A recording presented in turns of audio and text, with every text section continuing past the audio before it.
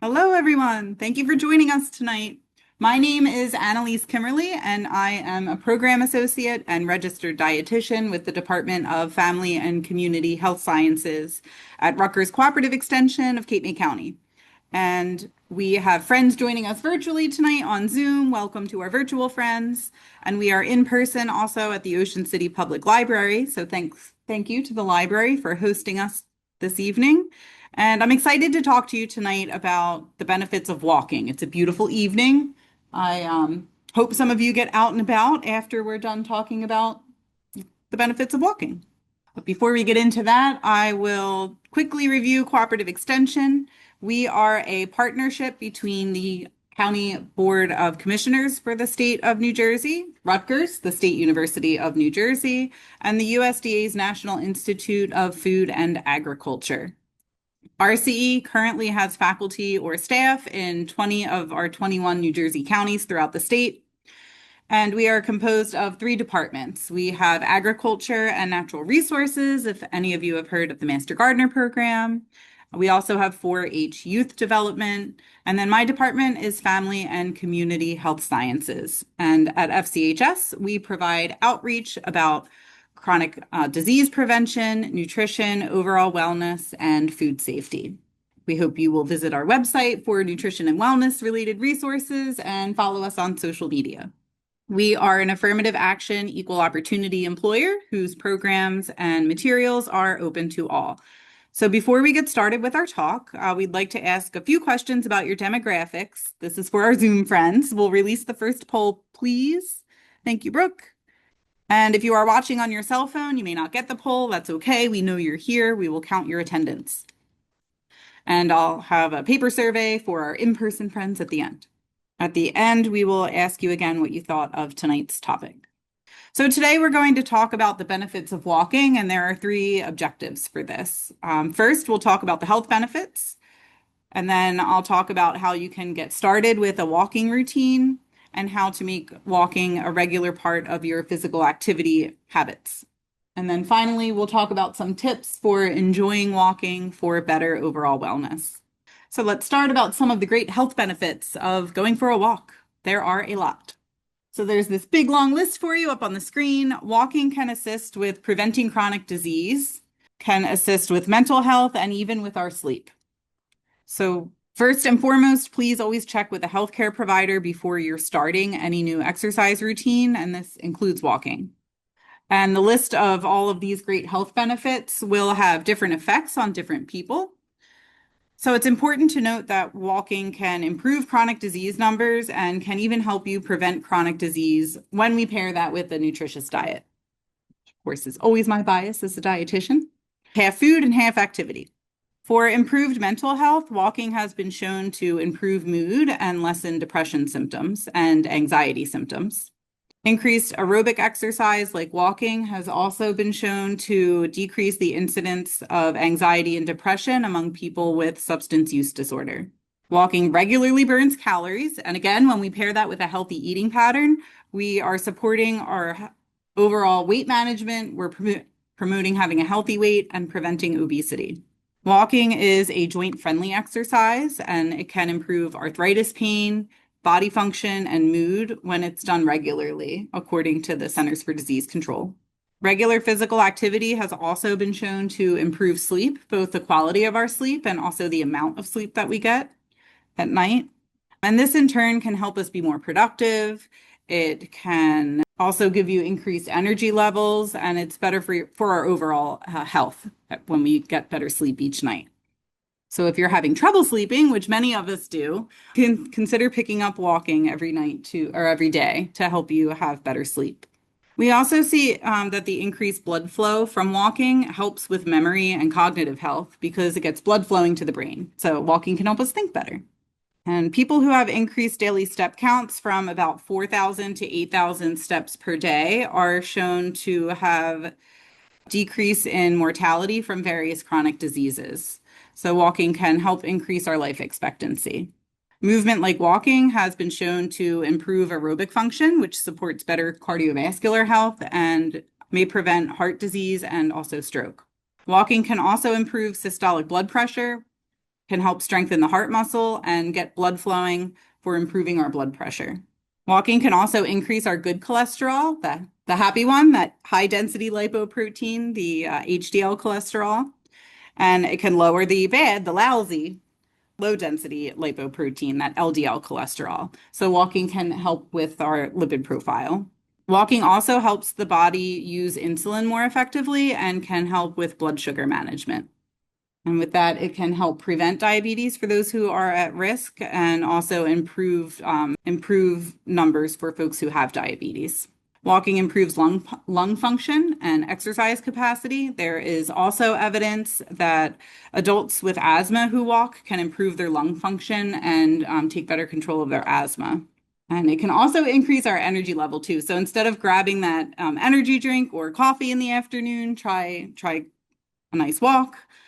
Going for a walk when you are tired can help increase your energy levels. And when we walk regularly, it can help improve our stamina, giving us the energy to continue doing our daily life tasks. Walking also creates better bone density and helps preserve muscle mass, which can ward off some of the effects of bone loss and muscle loss that we see naturally occurring with age. But my favorite is it can make us feel better. Given all the ways that walking improves our physical health, it goes to follow that if it's making us feel physically better, it can make us feel overall better. So don't dismiss the fact that walking and physical activity in general are examples of good preventative medicine. So now that we know how great it is, how do we get started with it? The first step is before you start any new exercise routine, it is important to consult with a doctor. This counts even for walking. And walking is free, but it's very important to have good supportive walking attire like walking sneakers, weather appropriate clothing, dressing appropriately to avoid overheating in the summer or being too cold in the winter can help not only provide us comfort and stamina when it's hot or chilly, that's going to keep us out and about and on our walk if we're comfortable during our walk, but loose fitting, comfortable clothing also. We can walk in any clothing, but if we're walking in loose fitting, comfortable clothing, we're going to feel better while we're walking. And we do want that proper footwear. Beginners should start at a moderate pace and gradually increase your exertion to a more vigorous walk. We can begin with smaller distances, and then we can extend the length as our frequency builds. So if you're new to walking, try walking for at least 10 minutes at a time, especially at that moderate pace, which I'll get into in a little bit. And those who walk frequently and are more experienced walkers can increase the pace of our movement, right? We can walk faster.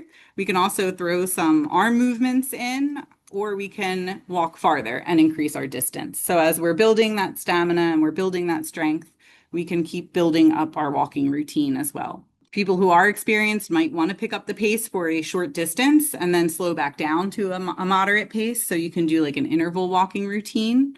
Experienced walkers who are able to enjoy a continuous, vigorous pace can do so. That will be less strenuous on the body compared to if you were to, say, go for a run. So it's less strenuous on the body than running. And we can still capture many of the benefits of that higher intensity aerobic exercise, like increasing our heart rate, increasing our aerobic capacity. We can do that by walking at a vigorous pace. We don't necessarily have to start sprinting, which is really encouraging.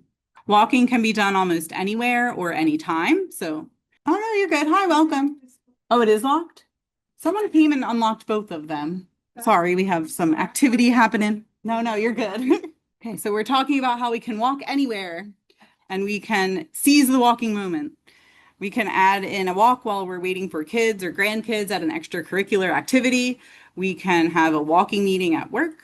Love those. We can get the whole office moving. Weekends are a great time to enjoy the outdoors. So going for a walk in nature can help you exercise and it can also help you relax.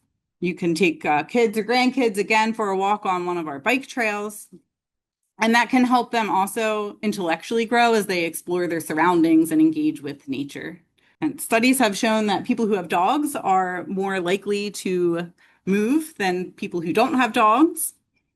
So whether or not you're a dog owner, those short, frequent walks that the dog owners capitalize on, we can get those even if you're not walking a dog. But the places and times that we can add a walk into our day are almost endless. So be creative, think about your schedule, and think about some pockets of time that you can squeeze in a walk to start taking those first steps to moving more.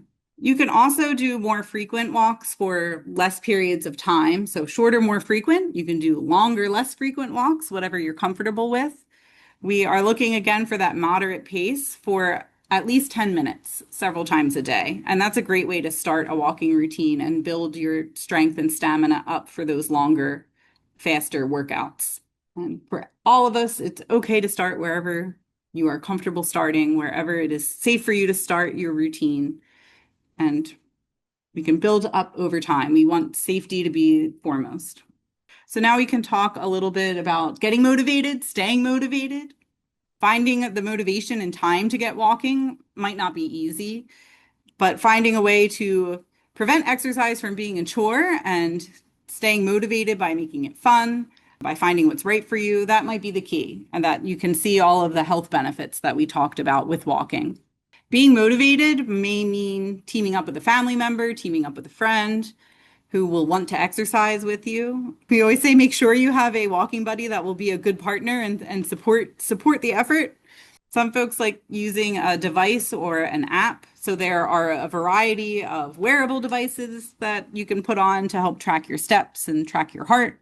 And these will tell you the calories burned. They will give you your activity level. They will let you know if you're in that moderate or vigorous pace. Some of them also can help track your heart rate, your sleep, how many miles you walk. The list goes on and on with what our tech can do for us. So some people like to use that to help stay motivated too. But we don't need the technology. It's not necessary, but it might keep you moving. Some devices and apps even let you challenge other people to a step challenge or a walking challenge. Some of them are free and some of them are paid. Be sure you find a reputable app when looking for one, as well as a reputable tracking device as well. There are many smartphone apps with apps to help you track your steps. And according to the physical activity guidelines, measuring step counts, when we combine that with goal setting and when we combine that with other behavioral approaches, these have all been shown to help people increase their physical activity levels. There are also still those good old-fashioned pedometers that you can clip on to yourself to help you track your steps. So it doesn't necessarily have to be as fancy as a smartphone or a tracking watch. My favorite, friends and family members, right? They're free.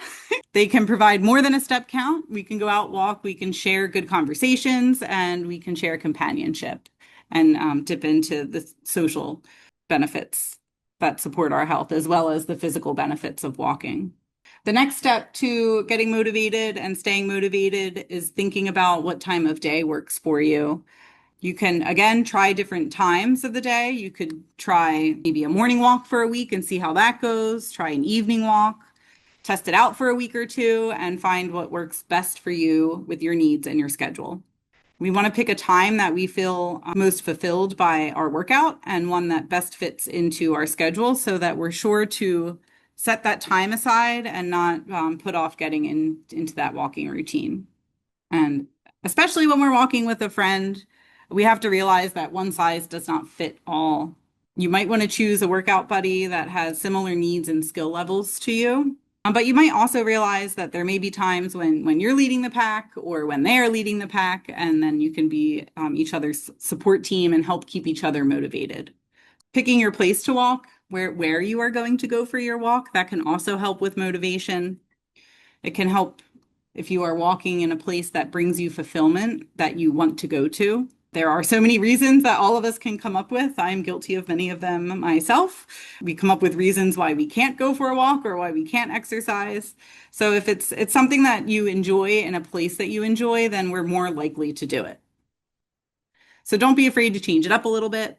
During the pandemic shutdown, right? Everyone, the beaches and boardwalk were closed. So if you were walking on the beaches or boardwalk as your routine, we had to mix it up and pick a new spot. Pick a new neighborhood to go for a walk or a new trail. And scheduling a walk every single day, that is all makes it harder to start out with. We want to try to make this a habit that we're building on over time. And it takes about 6 weeks to form a new habit. So remember that as you're trying to motivate yourself and as you're trying to move more, perhaps say to yourself, I can walk this day. And if you do that, gradually over the time, you'll find yourself going for a walk every day. But we want to start where we can make it happen. And one of the tools that we can use to make these walking goals is called the SMART method. And this is an evidence-based way to set goals that we can meet and achieve. So we can really take a look at the factors that influence our ability to stay motivated and stay engaged. The first letter in the acronym stands for specific, and we want to set a very specific goal to keep us motivated. For instance, the lady on the screen crossing the finish line, she probably had to set a goal and may have set many goals and met them over time to get to being able to achieve finishing this race. So you could set a specific goal like walking for a fun run, an event coming up, going for a walk on a 3K or a 5K. That can help you stay motivated because you're working towards that goal of I'm going to walk this event. The next letter stands for measured or measurable, and that is putting a number. That's where we want to put some numbers in our goal. So start out, how many times a week are you going to be able to go twice a week, 3 times a week, 4 times a week? A certain number of steps that you want to meet each day, or a certain number of miles that you would like to walk each day. But we want that to be a number. Whatever the unit is, that's your choice. We have to put a number on it. Next, our goal has to be attainable. For instance, it's a probably much more attainable goal when we're starting out to do it twice a week or do it 3 times a week versus if we say, I'm going to start walking and I'm going to go for a walk every single day of the week. There are things that can get in the way of that when we're first starting out. And when we see ourselves not meeting an unrealistic goal that we set for ourselves, it can be hard to stay motivated. So being really realistic and setting a goal that you can achieve, that will build the momentum and help keep you motivated as you build on your routine over time. And going along with that, we have to be realistic about what we can do each day. There are only 24 hours in each of our days, and we have to eat, sleep, work, exercise. So we have to be realistic. For me, if I said to myself, I'm going to set a goal to walk 20 miles, I'm not going to meet that goal. That's not realistic for me. But if I say I can go for a 10-minute walk at lunch, 3 of the 5 work days of the week, then I can meet that goal. So that can help, again, build that momentum. If I try to walk 20 miles, you don't want to talk to me after that. I'm not going to be happy. So we have to make our goals realistic. And then the T stands for timely. And there are a couple ways you can apply time to your goal. Again, we've picked a realistic goal. So our goal might involve the amount of time that we are walking for. It might be a 10-minute walk. That's your time goal. It might also be, it can be a deadline. I'm going to go for a 10-minute walk over the next 3 weeks. I'm going to do that X number of days per week. And then at the end of that time period, then you stop and reassess what went well, what didn't go well, what can I add, what got in the way that I can work on to help me meet that goal moving forward. So putting a time budget on it. You can also think of time in terms of the time of day or the time of year. You could set a goal to start walking outside in New Jersey in January and find that it's a little bit more difficult to walk outside. So consider when is a good time for you to start your new routine. I love talking about this in the early part as we roll into the summer because the weather is getting warmer. So having an early morning walk or an evening walk when we're not out in the heat of the middle of the day, but we're able to get some time in the morning or in the evening when the weather is more conducive. So we can think about time that way as well. So now that we talked about health benefits, we've talked about how to get motivated, we're going to stay motivated. We are ready to get out and walk. How do we know how hard we're working? Are we at that moderate pace? Are we at that vigorous pace? What do those words mean? Exercise levels and intensity level is going to vary from person to person. It's going to look different for each of us. Age, fitness level, and gender can affect how much, how long, and at what rate we can exercise. So understanding the levels of exercise exertion can help us know how hard we're working. Since two people going on the same walk at the same pace for the same distance, they might be working at completely different intensity levels. So we have to find what is your personal intensity level that works for you. And a good way to know how hard we are working when we are walking is to understand the rate of perceived exertion. So we'll talk about some other ways to know how hard you're working in a little bit, but we can start looking at this as just an example of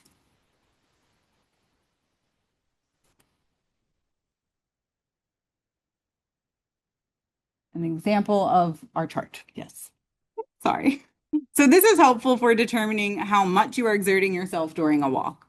The chart is helpful if you want to challenge yourself or if you want to make sure that you're not overexerting yourself due to a health condition. So it can also keep you safe.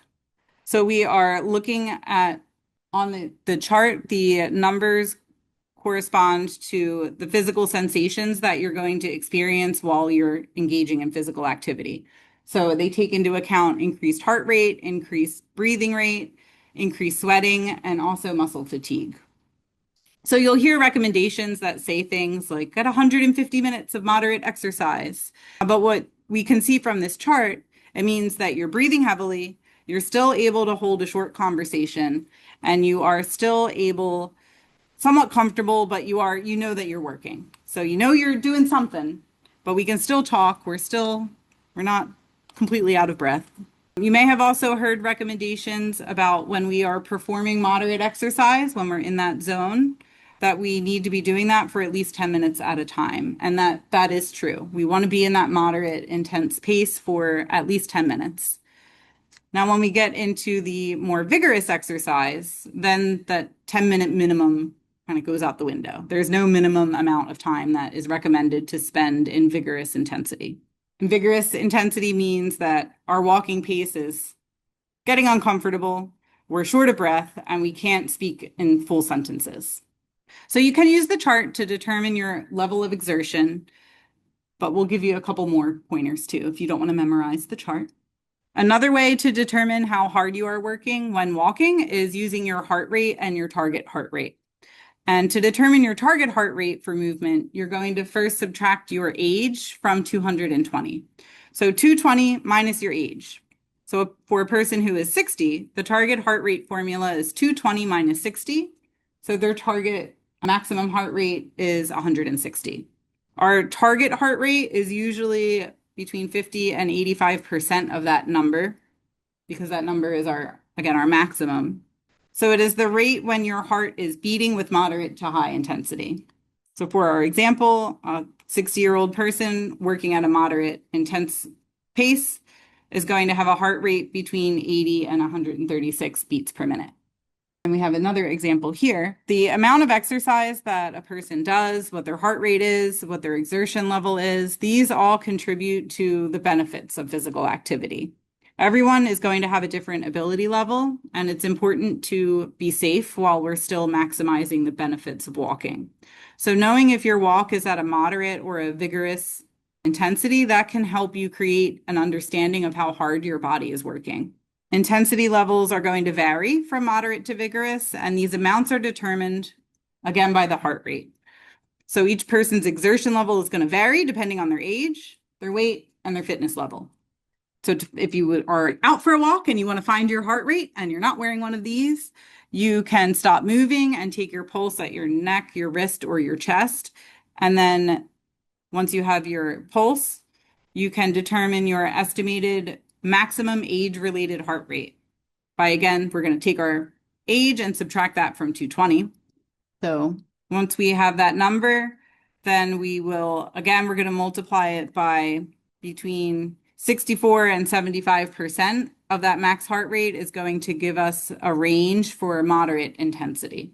So for a 40-year-old person, if we took 220 minus 40, their maximum heart rate is 180 beats per minute. We're going to multiply that by 0.64. It's going to give us 115 beats per minute. So that's within that moderate zone. If a 40-year-old is out for a walk and they take their heart rate and their heart rate is higher than that, then we're going to see if they're in the vigorous zone. So you would find your vigorous intensity, it's going to be between 77 and 93% of that max heart rate. But if you are wearing a fitness device, it will tell it to you for you. You do not have to do any math while you're out on your walk. But these formulas just explain how the number is generated and how our devices also tell us. Do any of you wear one? Yeah. And it will tell you, let's say you got like 30 moderate minutes. That's how it's calculating that number. That's how it knows you were in that moderate zone. It's doing the math in the background. So this is good information to have because it's going to tell you if your heart rate is within that safe range. And because it varies, always ask your doctor what's safe for you. What's safe for me might not be safe for the next person. What's safe for the next person might not be safe for me. So we have to be very individualized. Oh, there's the math. This is my favorite way to determine if I'm in a moderate or vigorous pace because I'm not a mental math person. It's called the talk test.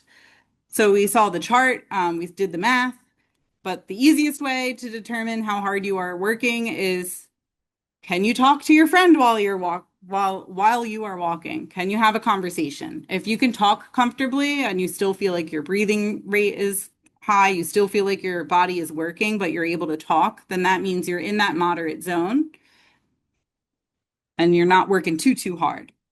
I hope I never test this out when I'm out with friends, but if you were to try to sing while you were walking, you would find if you're at that moderate pace, yes, you can talk, no, you cannot sing. That's general. If you are at that vigorous pace, you can't complete a sentence talking. So you wouldn't be able to say anything to your friend while you're walking and you would not be able to sing. Again, anyone walking with me, they'd want me to be at the vigorous pace. So now we have some tips for how to enjoy walking to capture our better overall fitness. So let's talk about how to make walking a great exercise addition to your life. As with everything, again, consult a doctor before you start any new exercise regimen. We have to first be mindful of our surroundings and be mindful of our safety. We don't walk in the dark if it's dangerous. Could be dangerous due to crime. It could be dangerous if the area where we're walking has uneven pavement. We want to also make sure that the ground is safe for you to walk on. If you're walking on a treadmill, make sure you get onto the treadmill and don't start it out too quickly. Don't start it out fast. We want to start slow and gradually increase that pace. If you are using any piece of equipment for the first time on your walk, it's good to ask, or if you're in the gym, it's good to ask for help from an expert or a staff person and read the instructions before you start using a new machine. And then we have good footwear also. Having good footwear can help prevent injury and can help make you feel better when you're done your walk. Make sure your shoes are supportive and they help you maintain your balance and help you maintain your form. And we don't have to do a lot at once. Again, when we're starting out, you might want to start with 3 10-minute sessions during the day. When we're at that moderate exercise intensity, 10 minutes is, again, the minimum amount that we want to see to help capture the maximum benefits and capture all of that long list of physical health benefits. If you are someone who exercises regularly already, then that 10-minute walk that is going to break up your day, that's still extra movement in your day. That still counts. It's still going to burn calories. It's still going to loosen you up from sitting. And it can actually help you concentrate also. If you do want to change up the intensity, so you're walking, your walk is harder on you, you can try moving your arms so that they are bent at a 90-degree angle and pump them as you walk. That's a good way to add a little extra oomph into your walk. This can help you increase your heart rate and help burn a little bit more calories. And if you're feeling very confident or you want to increase an already existing walking routine, then you can consider adding some very light weights also once in a while when you're moving your arms. But again, this would be something to check in with your healthcare provider about. If you break a sweat and your body is working, that's again going to feel different and look different for all of us. So try to make your walk invigorating if you want to work harder. If not, we're just starting out by walking at a pace we're comfortable with and work up to that sweating while we walk. Hills or bridges. I know we don't have a lot of hills here in Cape May County, but we do have some bridges. So trying a walk on a bridge, that can help you increase the intensity also. So you can try this when your fitness level allows you to do so. And the form is very important when we're walking, no matter what type of exercise you're doing. Also, when we're walking, we want to make sure that our body is even, we're upright, our core is engaged. And then if we're feeling any pain or discomfort during the walk, we want to check in with ourselves. Take a minute. Think about where you're feeling the discomfort. Check out how you're walking. Is your form good? Could you work on your form a little bit? And if you're walking on a sidewalk or you're walking on a road that leans, then you might feel some pain in your hip, your knee, or your back. So in that situation, you could think about switching the place where you walk and trying a different trail or a spot where the ground is even. And again, if you're experiencing pain, that should not be part of the routine. So if you feel pain, consult with your doctor, explain where you felt it, when you felt it, so that you can work on rectifying that, so that you can keep moving forward. You can also add a time goal to your workout if you don't want to use distance or steps to motivate yourself. We can walk 20 minutes 2 times per day. That might be the goal, following our measurable and our timely.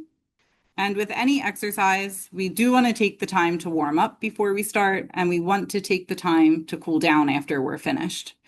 We want our body to feel good before, during, and after our walk. And finally, again, I would be remiss as a dietitian not to say this one, but feeling good from a healthy workout is supported by feeling good from a good diet. So be mindful of what you're eating and you can try adding some strength training in a couple days a week also to help you get stronger.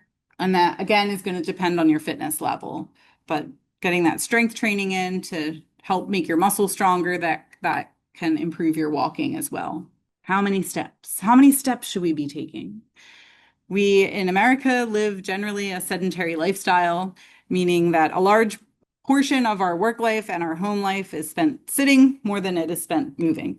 Walking gives people of all ages and all physical ability a suitable option to move more and sit less. And that's ultimately our goal. We want to be moving more. And the introduction of the wearable devices, the step trackers, they created that 10,000 steps per day goal. And that figure actually is not scientifically based. It's a random figure that was developed by the companies making the devices to help people move more and encourage people to try to get more steps. But the number of steps that we should be taking each day, that is again going to vary from person to person. And if you do track your steps, you can change the step goal if you feel inclined. Like if you're always getting 10,000 and you want to challenge yourself, you can bump it up. If you have an office job and you're sitting down a lot and 10,000 is really difficult to get, you can bump it down so that you meet the goal that you set for yourself. So the overarching message of the 10,000 step goal is we just want to be moving more. We want to be improving our overall health. All of our steps count. It doesn't matter if it's the first step, it doesn't matter if it's the 20,000 step. They all count, and walking is a great way for all of us to get out of avoid that sedentary lifestyle. So where can we walk? Again, we are in Cape May County here. We have so many options. Walking in nature has been shown to have health benefits. It has been shown to decrease anxiety and depression symptoms, and it is shown to decrease stress levels. So when we are out in nature, we can listen to the sounds, like if we're walking by the beach, we can listen to the ocean. If we're walking in the forest, we can hear the birds. We can kind of be in tune with our surroundings, and that can help increase our appreciation for nature and increase our mindfulness about the world around us. Walking in nature can also help relieve some of the pressures that we feel from being constantly plugged in, those constant notifications. So try to unplug by taking a nice walk in nature.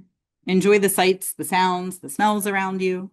There are paths, trails, and if you can't get to any of those, the treadmill is still great. Or if the weather is not cooperating, we're going to be getting into heat wave season soon. We have to find ways that we can still have our walks in a safe way. If you like listening to music, you can take some music with you on your walk. That can also help you set a pace if you're listening to very peppy music.